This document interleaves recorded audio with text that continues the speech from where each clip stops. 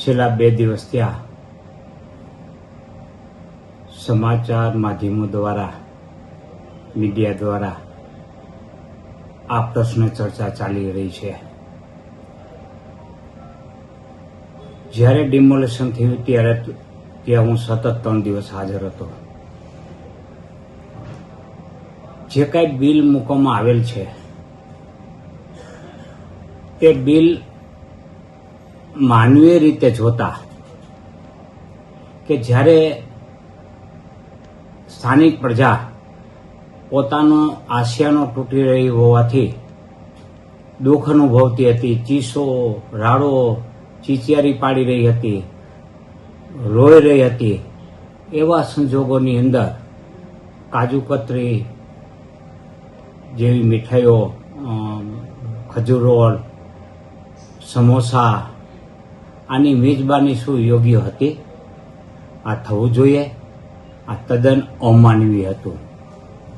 એટલે શાસકોને, અધિકારીઓને જરાય માનવતા ન હોવાનું આ પુરવાર થાય છે. મિનરલ વોટરનું બિલ 12.5 લાખ. આ મિનરલ વોટરના બિલ વિશે શું કહેશો? ત્યાં સ્થાનિક અનેક સંસ્થાઓ તરફથી મારી પાસેના વિડીયો પણ ઉપલબ્ધ છે. આપે જોતા હોય તો હું આપીશ. પાણી વિતરણ વ્યવસ્થા, ચા વ્યવસ્થા, ફૂડ વ્યવસ્થા કરેલી હતી. અને કેટલી સંસ્થાઓ હતી. દાખલા તરીકે હું તમને દુઃખ નિવારણ ગુરુ સાહેબ દ્વારા આખું મેટાડો ભરી પાણી અને ફૂડની વ્યવસ્થા કરવામાં આવેલ. અમે સાથે લઈને આવેલ હતા.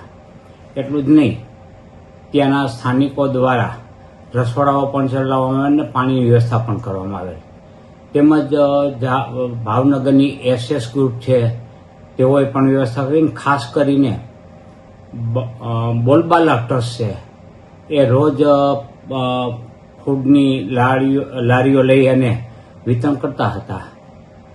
તો આજે એમાં ભેદભાવ નહોતો. કર્મચારીઓ કે ત્યાંની સ્થાનિક લોકો છે એ તમામને આપ્યા છે. વિડીયો છે આપણી પાસે. તેમ છતાં આવું જબરજસ્ત બિલ શા માટે? અને એમાંય ખાસ કરીને કહેવાનું છે કે 4,600 જે ફૂડ પેકેટ છે, જેનો 150 રૂપિયા ભાવ ગણ્યો છે, એ સ્થાનિક લોકોને પીરસવામાં આવ્યું. પણ આપ જોઈને તપાસ કરો, ત્યાં એક પણ ફૂડ પેકેટ, પ્રેમવતીનું જે કહેવાય છે, એક પણ ફૂડ પેકેટ સ્થાનિકોને આપવામાં આવ્યું નથી. તેમ છતાં સ્થાનિકોના નામે કોણ ખાઈ ગયું?